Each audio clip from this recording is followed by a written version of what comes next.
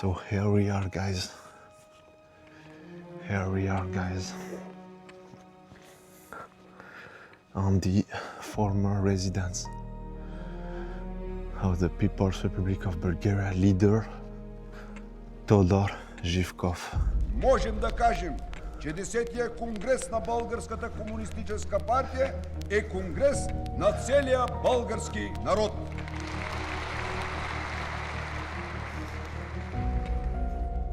През всички тези дни в конгресната зала осезаемо се чувстваше присъствието на човека от завода, на труженик от кооперативните поля, на нашия народен интелигент, на боеца от въоръжените сили, на обикновения гражданин на страната.